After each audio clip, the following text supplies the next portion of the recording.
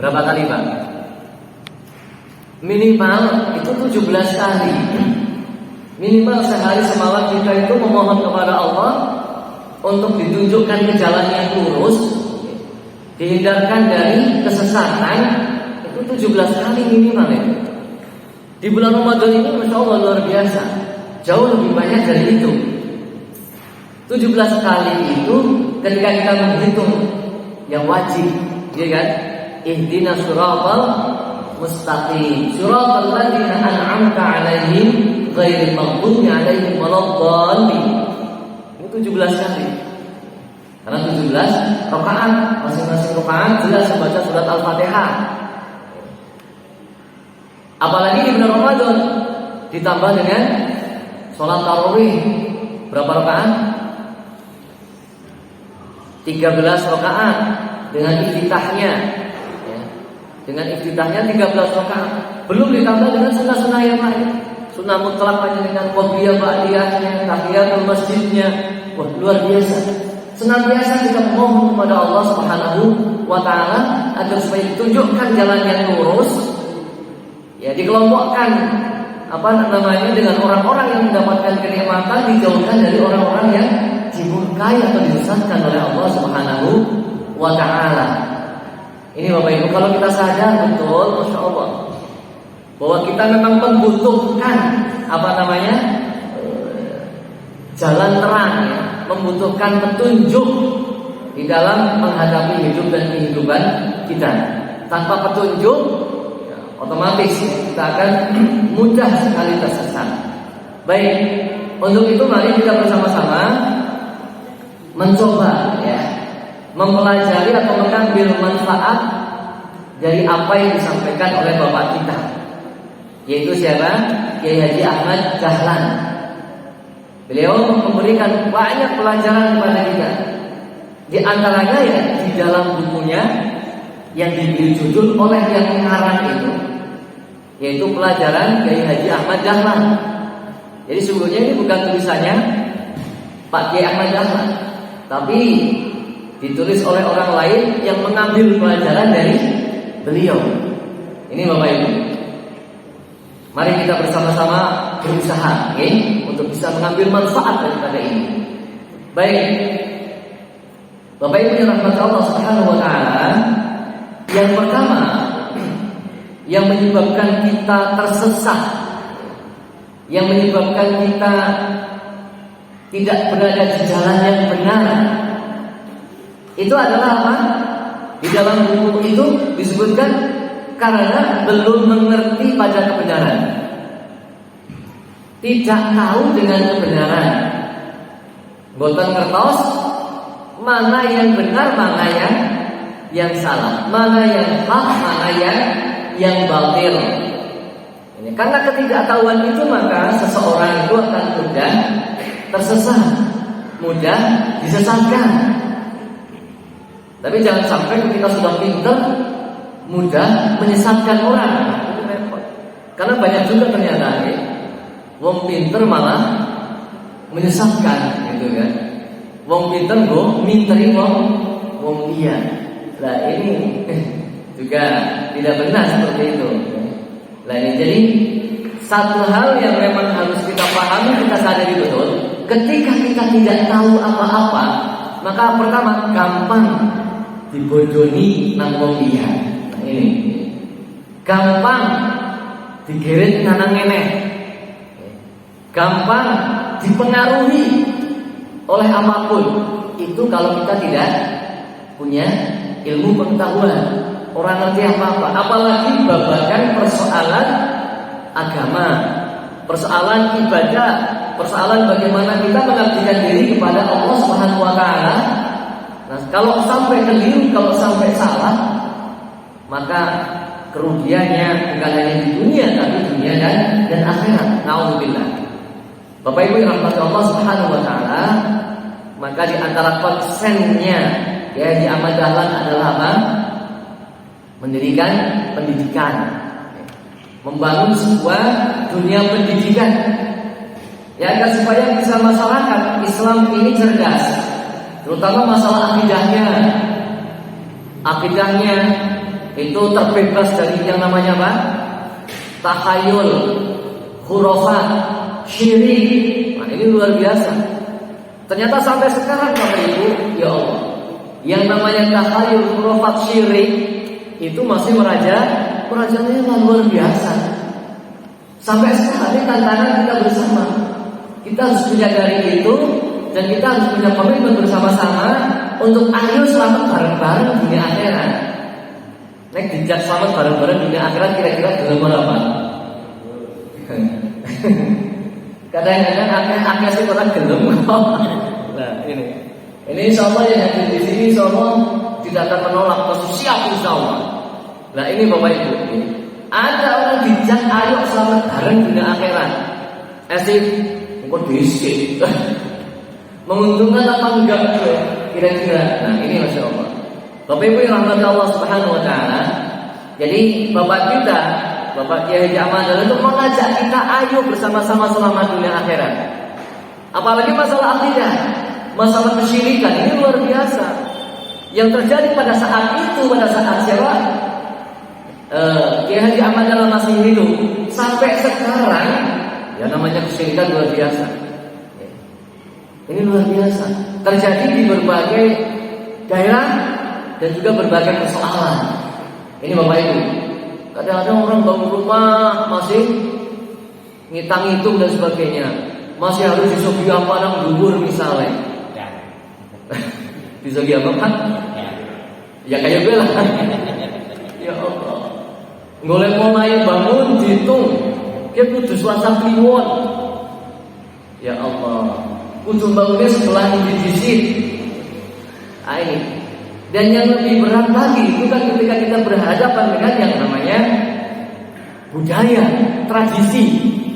Nah ini dengan yang namanya budaya atau tradisi.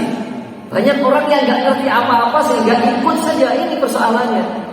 Banyak orang nggak ngerti ilmunya, seolah-olah itu nggak melanggar syariat, seolah-olah akidah kita selamat, tapi jebule merusak akidah. Nah, ini tradisi, budaya, adat istiadat, ini banyak sekali. Ini Bapak Ibu, mungkin di Banyumas ada nggak ini yang rutin gitu kan? Kalau di Cilacap kan ada kan ritual apa? Sedekah laut misalnya, itu rutin. Sebagai kepala daerah di sana itu berat sekali. Apalagi kalau kepala daerah Muslim, waduh, berat sekali. Ini Bapak Ibu, tantangannya luar biasa. Ketika mengizinkan sedekah laut, yang mengizinkan keliru, dosa. Harusnya kan dicegah. Wa idza ra'a minkum munkaran falyughayyir biyadihi. Punya kekuasaan. Tapi dengan dalil Indonesia, kemudian apa? Nguri-uri budaya. Lah ini sangat berat sekali. Nah ini kalau seperti ini terus memang ya Allah, ya bagaimana Allah akan berikan barokahnya, kemudian memberikan rahmatnya kepada kita semua dan kepada negeri ini yang kita cintai yang mayoritas Muslim.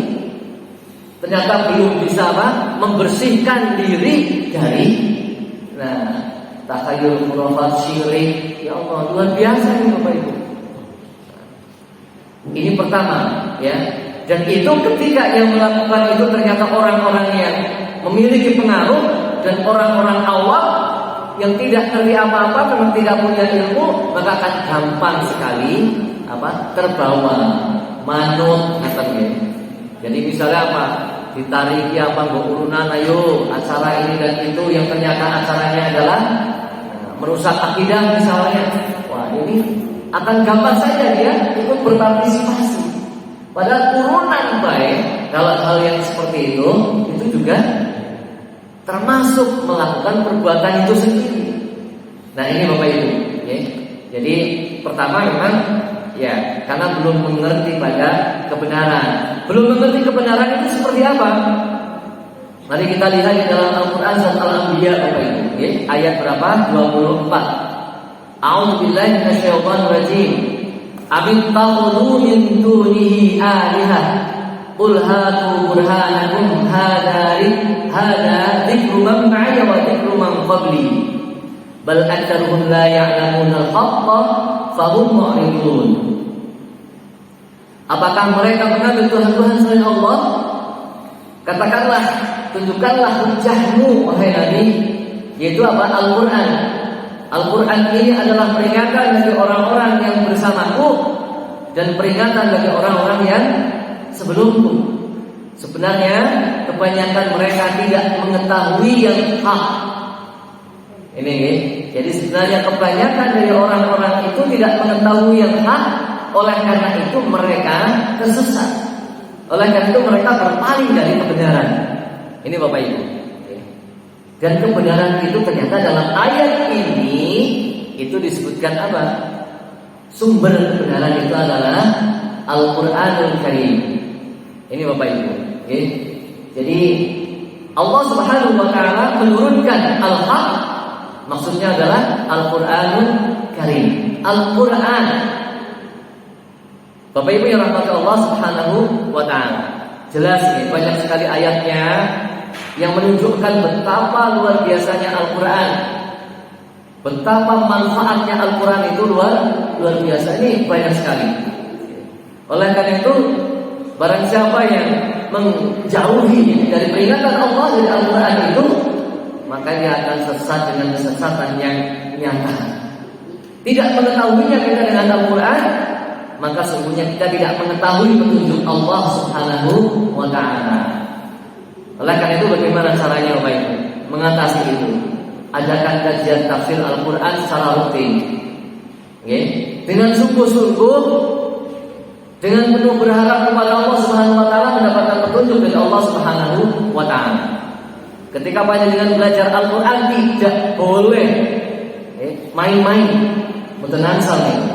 Belajar Al-Quran, belajar hadis wajib sungguh-sungguh. Karena kalau main-main, wah itu sudah menganggap Al-Quran dan Al-Hadis tidak begitu penting. Seolah-olah seperti itu, menganggap Al-Quran dan Al-Hadis itu apa? Seolah-olah tidak begitu penting untuk hidup dan kehidupan kita. Padahal itulah yang sebenarnya atau yang menjadikan kita akan selamat di dunia wal akhirah. Maka pelajarinya menurut jumhur ulama itu adalah fardhu ain, wajib. Di sini sudah ada kajian tafsir, oke? Sudah. Nah, bagus itu. Tinggal ditingkatkan lagi. Hadisnya sudah, kajian hadis sudah lengkap. Tinggal ditekuni sungguh-sungguh maksimal. Kemudian ketika ada ayat-ayat yang memang belum bisa kita lakukan, langsung Pak praktek secara berjamaah. Ayat-ayat yang sudah bisa kalau kita lakukan apa? Ketika belum, bagaimana ini penerapannya? Itu langsung bagaimana kita berpikir pelaksanaannya. Ini Bapak Ibu yang rahmati Allah Subhanahu wa ta'ala. Jadi monggo ketika seorang tidak memahami Al-Quran, maca Quran kok bisa, naudzubillah. Orang belum belajar mandi gitu kan. Lawis tua. Tua non pada baik wajib. Persoalan pinterai kan ora wajib. Pinterai anak sing tua ora pinter-pinter ya ora apa-apa. Wong sing nom ora pinter ya ora apa-apa. Jadi yang penting apa? Ikhtiar belajarnya. Ini Bapak Ibu yang sepuh, yang muda, bagaimana cara membaca Al-Quran yang baik. Ini dari sisi cara membacanya saja sudah luar biasa. Jangan sampai keliru. Karena keliru makhraj saja sudah parah artinya. Contohnya ya, qul huwallahu ahad. Ketika kita baca qul huwallahu ahad, maka artinya sangat luar biasa. Qul huwallahu, katakanlah wahai Muhammad, dia Allah itu esa. Tapi kalau kita bacanya qul huwallahu ahad dengan kaf, maka makanlah wahai Muhammad bahwasanya dia Allah itu esa. Katakanlah menjadi makanlah. Ini kan sangat jauh artinya. Maka kita harus berhati-hati. Nah ini Bapak Ibu yang rahmati Allah Subhanahu wa ta'ala. Ini yang pertama. Jadi orang akan mudah tersesat, orang akan mudah kepleset gitu. Itu karena memang ternyata belum mengerti kepada kebenaran. Maka jangan biarkan diri kita masih di dalam kebodohan, terutama ketidaktahuan kita atau kebodohan kita terhadap Al-Quranul Karim, Al-Hadis, sumber-sumber agama kita, sumber-sumber petunjuk hidup dan kehidupan kita. Nah ini Bapak Ibu. Okay. Makanya ada Hatim Al-Asam itu mengatakan siapa namanya? Di dalam kitab Nasaih Al-Ibad itu disebutkan bahwasanya di antara penyakit atau yang menjadikan hati kita rusak itu apa? Al-jahlu, al-qana'ah bil jahli. Nah ini ya. Al-qana'ah bil jahli. Jadi enjoy saja dengan ketidaktahuan. Ya. Jadi enjoy dengan ketidaktahuan. Enak saja dengan masa bodoh dengan ketidaktahuan. Nerimo dengan ketidaktahuannya. Lanyung kaki bau Islam cukup. Orang perlu ngaji mani. Nah ini sesuatu yang keliru. Ini merupakan tanda-tanda rusaknya hati kita. Ini Bapak Ibu. Meskipun kuliahnya sudah S3, mungkin S4, kok seperti itu juga satu tanda kerusakan hatinya. Karena ilmu Allah tidak terbatas. Ya. Mentang-mentang sudah S3 misalnya, kemudian merasa sudah cukup ilmunya, kemudian tidak mau hadir di majelis taklim misalnya. Wah ini satu tanda-tanda kerusakan hati. Nah ini Bapak Ibu yang rahmat Allah Subhanahu wa taala. Ini yang pertama ya. Jadi monggo kita betul-betul kembali pelajari agama, pelajari Al-Qur'an ya, agar supaya kita tidak mudah tersesat dalam hal akidahnya, dalam hal ibadahnya juga, muamalahnya insyaallah. Kemudian yang kedua, mempunyai kebiasaan yang dicintai lebih dulu. Yang kemudian apa? Kebiasaan ini lebih dicintai dibandingkan mencintai kita kepada Allah Subhanahu wa taala. Kebiasaan ini menjadikan kita lebih cinta kepadanya daripada cinta kita kepada Allah Subhanahu wa taala. Karena kebiasaan ini kemudian kita meninggalkan apa yang seharusnya kita lakukan. Ini Bapak Ibu. Banyak sekali. Kadang-kadang kita mempermudah. Di antaranya ya ada kewajiban sholat. Kadang-kadang kita mempermudah saja karena satu urusan yang sepele, kemudian kita menunda sholat kita. Meskipun bukan berarti meninggalkan sholat, tapi menunda sholat kita, tidak mengambil waktu yang afdol, itu juga satu kekeliruan di dalam memprioritaskan amal. Kekeliruan dalam memprioritaskan amal perbuatan kita, apalagi dalam hal ibadah. Nah ini Bapak Ibu. Dan banyak kebiasaan-kebiasaan yang ternyata membuat kita seperti itu. Kalau kita katakan tradisi adat yang tadi saya sampaikan, nah disitulah. Coba kita lihat, kita baca bersama Surat Al-Maidah ayat 104. Allah Subhanahu wa taala berfirman, "A'udzubillahi minasyaitonir rajim. Wa idza qila lahum ta'alu ila ma anzalallahu wa ila rasul qalu hasbuna ma wajadna 'alaihi aba'ana aw law kana aba'uhum la ya'lamuna syai'an wa la yahtadun." Apabila dikatakan kepada mereka, marilah mengikuti apa yang diturunkan Allah dan Rasulnya, mereka menjawab, cukuplah untuk kami apa yang kami dapatkan dari bapak-bapak kami. Jadi ada sebagian manusia niku ketika diajak untuk kembali kepada Allah, mereka mengatakan, lawis kaya dibayar, wong bapak-bapakku kayak dia kepingin. Dari dulu ya seperti ini, ora ada masalah. Lah kok ringka lembe-lembe ngomong seperti itu. Nah, ini kan suatu kekeliruan ya, dan yang akan bisa menjadikan kita itu jauh dari Allah Subhanahu wa taala. Hasbuna ma wajadna 'alaihi aba'ana. Itulah orang-orang dulu ya. Jadi ketika diberi peringatan untuk kembali kepada Allah Subhanahu wa taala, mereka lebih mencintai kebiasaannya, lebih mencintai apa-apa yang sudah dilakukan oleh orang-orang atau pendahulu-pendahulu mereka. Na'udzubillah. Ini Bapak Ibu. Awal kana abahum la ya'lamuna syai'an wa la yahtadun. Meskipun aba'uhum, nenek moyang mereka itu tidak mengetahui suatu pun. Wala yahtadun, dan mereka tidak mendapatkan petunjuk dari Allah Subhanahu wa taala, tapi tetap saja kita ikuti. Ini Bapak Ibu, okay? Jadi mengikuti bapak-bapak mereka yang tidak memiliki ilmunya, okay?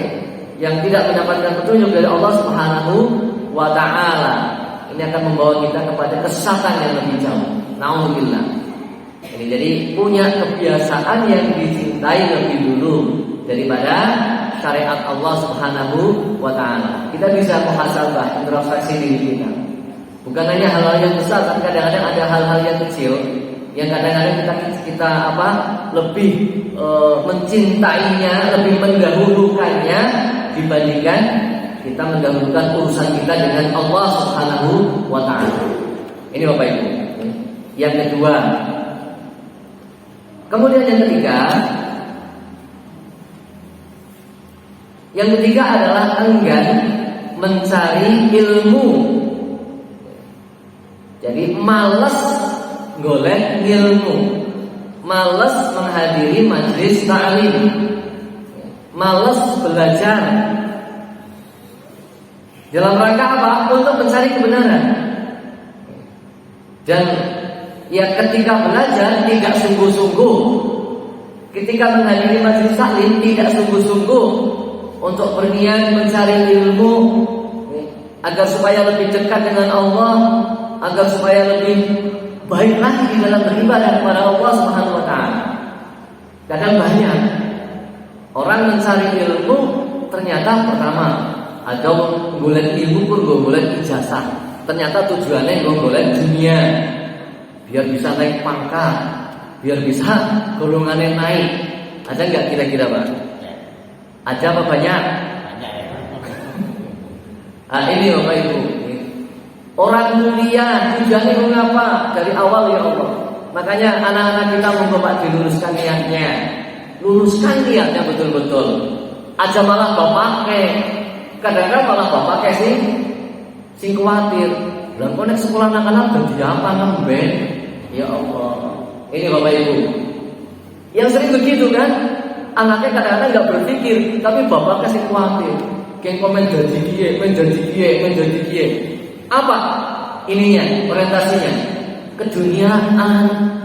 Itu lebih banyak seperti itu Bapak Ibu. Ya Allah. Mulane nek kadang-kadang anak kan mondok baik, wah nang pondok sih pun jadi apa kok? Paling-paling jadi ustaz. Lah ini. Oleh karena itu memang masih banyak orang yang keliru motivasi, mencari sekolah yang favorit, tapi favoritnya bagaimana gitu loh. Di situ mendekatkan kita kepada Allah apa tidak? Menjadikan kita betul-betul sebagai hamba Allah apa tidak? Apa hamba dunia? Apa menjadi hamba jabatan? Lah ini luar biasa. Bahkan yang sudah punya jabatan pun banyak, yang sudah kerja, kemudian sekolah lagi, ngomongin ilmu mengapa Allah aku. Ya Allah, eman-eman teman waktunya gitu. Dan itu real Pak, real. Di instansi saya juga seperti itu. Banyak orang kuliah lagi karena tuntutan jabatan. Golek-golek ilmu gue memang betul-betul bukan niatnya, bukan untuk mencari ridho Allah, untuk mencari dalil, untuk diamalkan, tidak. Nah ini kan satu kekeliruan. Maka ketika seperti itu tetap saja dia, meskipun titelnya banyak, ya akan gampang mudah sesat dan lebih parahnya menyesatkan orang lain. Ini Bapak Ibu, lebih mudah sesat dan parahnya menyesatkan orang lain. Karena orientasinya bukan ikhlas karena Allah Subhanahu wa ta'ala. Nah ini Bapak Ibu. Dan ini banyak sekali seperti itu. Ini Bapak Ibu. Bahkan kadang-kadang orang tua, aku sudah sekolah kok, saya sudah lulus kok, sudah mengikuti diklat ini itu, kok orang jangan tangkap, kepriwe sih jane? Ya Allah. Ini Bapak Ibu. Itu kan sudah jelas menunjukkan bahwa niatnya memang bukan untuk mencari ilmu, untuk menambah kedekatan dengan Allah Subhanahu wa ta'ala. Padahal thalabul ilmi itu apapun alasannya seharusnya adalah agar supaya kita lebih dekat, agar supaya kita bisa betul-betul menjadi hamba Allah dimanapun kita berada. Jadi pejabat apa enggak, itu ya harus betul-betul bisa menjadi hamba Allah yang lebih baik. Itu sungguhnya. Jadi ilmu itu ya kayak gitu, tapi sudah disalahgunakan. Nah ini Bapak Ibu. Dan ketika itu terjadi, ya sudah. Kadang-kadang juga pendidikan itu juga hanya transfer of knowledge saja, hanya ilmu saja. Ternyata anak-anaknya adul-adulnya banyak. Iya kan gitu kan? Ya Allah, pintar tapi ternyata akhlaknya nggak beres. Nah, itu kan? Ternyata ibadahnya nggak beres. Pintar tapi masjidnya ya sepi boy. Ini luar biasa kan? Lingkungan kampus ternyata masjidnya ya orang kebok. Kan begitu kan? Banyak juga dosen-dosen ternyata malah yang memberikan ilmu orang atau mari masjid. Nonton. Ya Allah, ini Bapak Ibu, ini real ternyata. Kenapa? Ternyata memang mencari ilmunya itu bukan untuk Allah. Ya mungkin ada di dalam, tapi sedikit kenyataannya begitu. Ya Allah, ini Bapak Ibu. Jadi makanya fondasikan kepada anak-anak kita ini yang belum terkontaminasi dengan pemikiran-pemikiran duniawi itu arahkan betul-betul agar mencari ilmu itu bukan untuk jabatan, bukan untuk mencari kerja dan lain sebagainya. Karena rezeki itu dari Allah Subhanahu wa taala. Jangan khawatir, wong sing ora sekolah gak bisa urip, kan kayak gitu. Masalah itu jangan dipikir. Banyak orang sekolah SD itu lebih sukses daripada yang S2.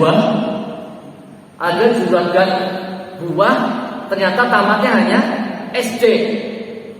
Jadi juragan buah bisa haji 2 kali. Saya punya Pak pengalaman betul. Ini bukan juragan Pak. Dia setiap hari itu dagang buah, dagang minuman itu ke kantor. Haji 2 kali Pak. Duitnya dari itu ternyata betul-betul dikumpulkan untuk ibadah. Lah sing dosen, guru, PNS. Jere, gimana kok nggak daftar dalam haji? Aduh, duitnya ngumpul. Dan gak ngapa. Ya karena orientasinya memang bukan di sana. Lah ini Bapak Ibu. Ini yang ya Allah, kalau kita berpikir seperti itu, oh iya ya. Ini penting sekali Bapak Ibu, monggo anak-anak kita jadi beri motivasi bahwa mencari ilmu itu untuk apa? Adalah agar supaya kita bisa lebih baik lagi menjadi hamba Allah Subhanahu wa taala, bukan untuk dunia, bukan untuk dunia. Jangan khawatir. Gak usah dipikir masalah dunia. Kita sudah punya jatah masing-masing dari Allah. Sudah punya. Dan Allah pasti memberikan rezeki. Itu jangan khawatir. Itu kan karena kekhawatiran kita yang begitu besar sehingga justru mengalahkan yang hakiki. Ini Bapak Ibu. Bapak Ibu yang rahmati Allah Subhanahu wa taala, lebih parahnya itu ketika kemudian sudah mencari ilmu, tapi ternyata ilmu yang sudah didapatkan dijadikan sebagai alat untuk menjidal agama. Untuk menjidal agama, untuk ngeles dari kewajiban. Ngeles apa? Menghindar. Untuk menghindar dari kewajiban, untuk menghindar dari syariat. Lah ini banyak. Seperti apa? Perintah zakat. Ini banyak orang-orang PNS yang aku kan wajib zakat, sehingga dia tidak mengeluarkan zakat. Ya, dengan ilmunya rukun zakat, kewajiban zakat, ada asnaf zakat, ada haulnya. Menurut pendapat para ulama salah itu begini. Nah gitu nyuruh wajib zakat aja ditarik. Itu untuk ngeles dari syariat. Ya Allah. Ini Bapak Ibu, nggak usah seperti itu. Oh iya, wajib ataupun belum wajib, ketika memang dia ilmunya sudah keluarkan infaknya, sedekahnya coba. Keluarkan infak sedekahnya senilai zakat juga tidak ada masalah. Lebih banyak lagi kalau gitu. Kudune, gitu kan? Kalau dia nggak mau zakat, infak sedekah berapa? 50%. Lo orang gelap itu ya, zakat sing 2,5% masih berat. Kan infak sedekah itu kan tidak ada ukurannya. Lebih banyak lebih baik. Nah, gitu. Tapi ternyata menjidalnya itu bukan untuk mencari yang lebih baik, tapi apa? Menghindari syariat lagi. Jadi, wa minan nasi man yujadilu fillahi bighairi ilmin wala hudan wala kitabin munir. Jadi ada memang di antara manusia yang membantah Allah, membantah syariat Allah tanpa ilmu pengetahuan atau tanpa petunjuk, tidak mengambil petunjuk dari wahyu Allah, kitab Allah Subhanahu wa taala. Yang dia kedepankan adalah hawa nafsunya. Jadi kalau orang berilmu kemudian dikuasai oleh hawa nafsunya, yang menguasainya itu hawa nafsu, oh ya sudah. Ini Bapak Ibu, parah itu. Lebih mending wong bodoh. Lebih mending wong bodoh dikuasai nafsu daripada wong pintar dikuasai nafsu. Itu parah masalahnya. Lebih baik rakyat yang dikuasai nafsunya daripada penguasa yang dikuasai nafsu. Kalau penguasa yang dikuasai nafsu, wah parah akibatnya. Nek wong awam kan dikuasai nafsu tidak begitu parah. Nah ini sama dengan orang pintar, ternyata dia dikendalikan oleh nafsunya, itu lebih parah akibatnya. Ini Bapak Ibu, itu gambaran-gambarannya seperti itu. Baik, kita lanjutkan yang keempat. Ini tidak saya bacakan semuanya, ya, dalil-dalilnya. Jadi salah satu saja. Yang keempat apa? Takut berpisah dari ahli-ahlinya, dari keluarganya, ya, kawan-kawannya, kroninya, grupnya, ya. Ini takut berpisah. Lang kontak nyong ngomong kayak dia, ngomong jadi singkirna. Kalau saya sampaikan kebenaran ini saya sampaikan, nanti saya disingkirkan oleh teman-teman saya. Wah, lebih baik menang baik lah, lebih baik main baik lah. Nah, ini Bapak Ibu.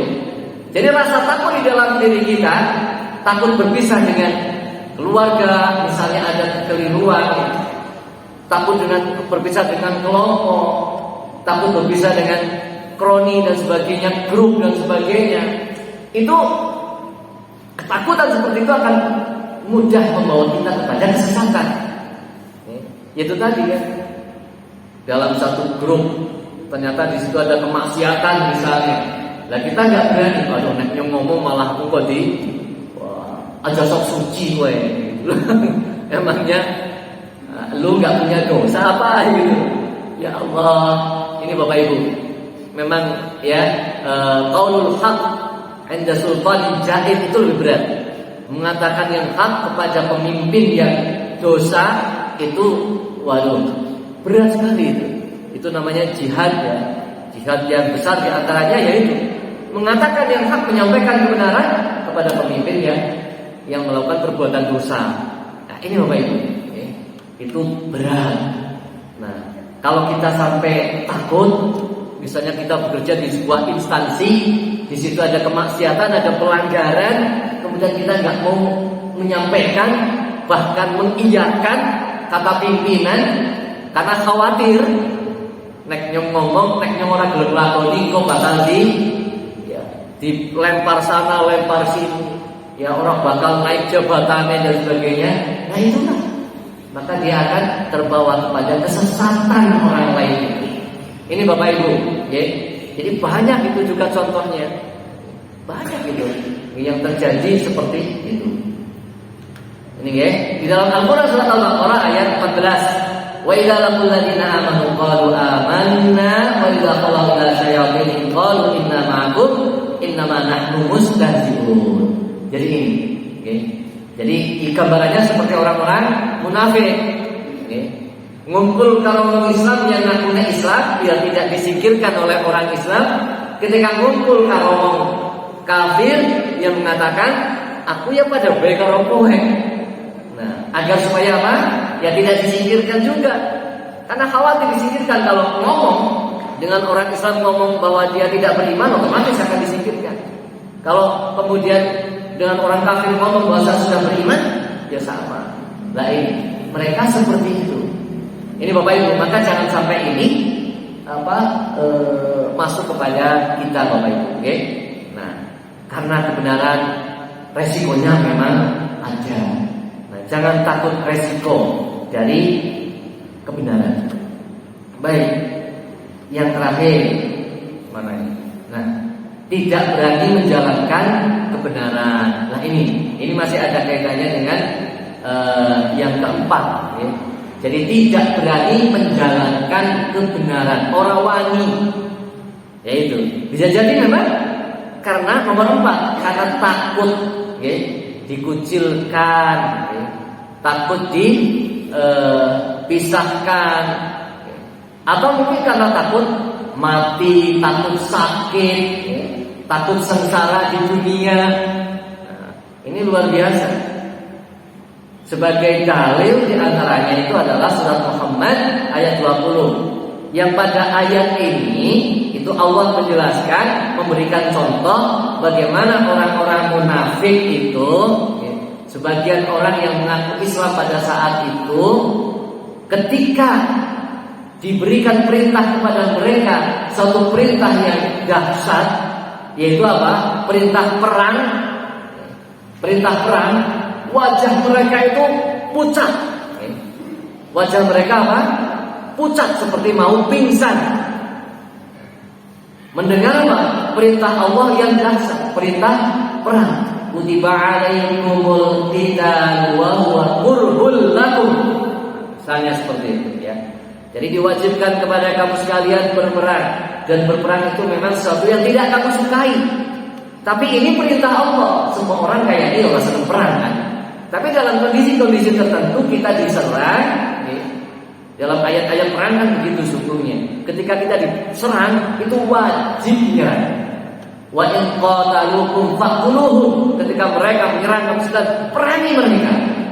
Nah ini ternyata orang-orang yang takut mati, takut sakit itu apa? Pucat. Wajahnya pucat, ketakutan, kemudian dia mencari alasan untuk tidak ikut melaksanakan perintah Allah perang itu. Nah ini Bapak, ini gambarannya seperti itu.